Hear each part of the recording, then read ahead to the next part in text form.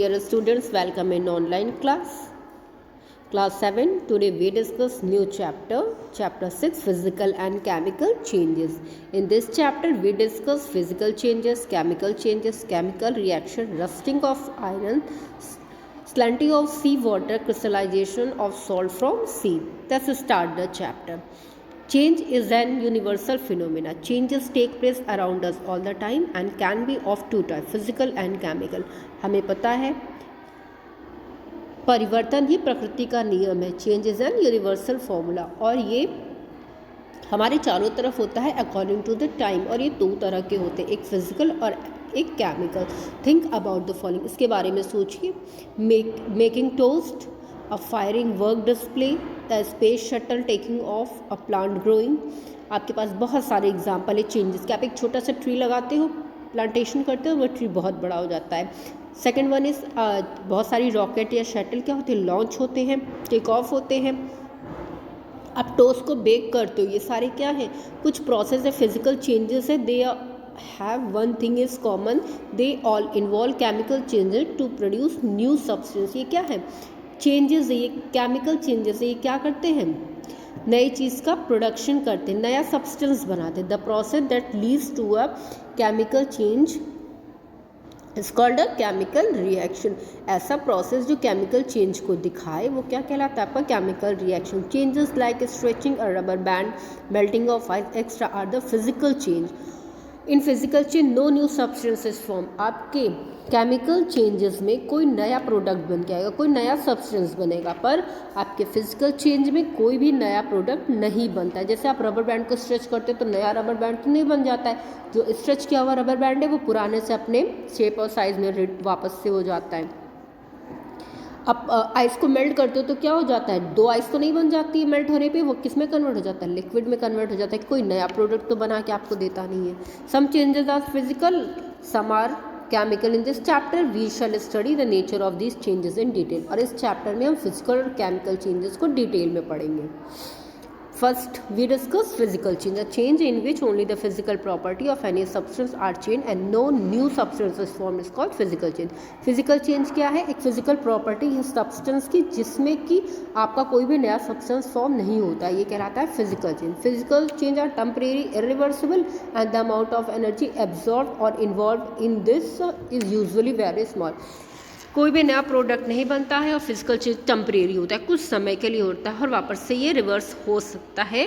बहुत ज़्यादा energy consume नहीं करता है, बहुत छोटा सा अमाउंट एनर्जी का एब्जॉर्व करता है. For example the solution of sugar in water, evaporation, condensation, glowing of electric bulb, tearing of paper, breaking of a wooden stick. Examples आपके सामने हैं.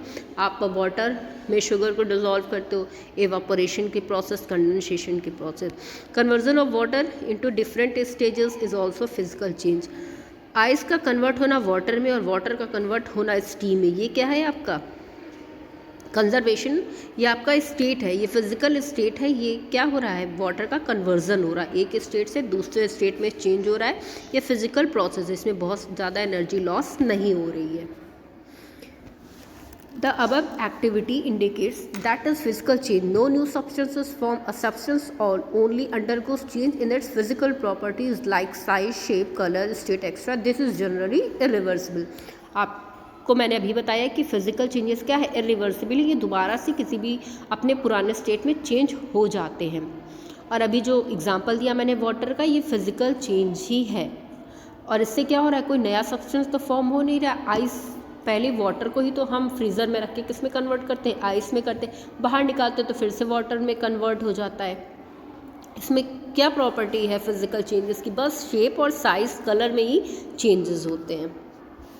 Chemical change, a chemical change is that in which matter undergoes a change to produce new substance with internally new properties. You must have seen a trowel, khurpi और a bolt of iron when left out in the rain undergo and change a reddish brown layer in deposit on their surface after a few days. This layer is called rust and the process is called rusting.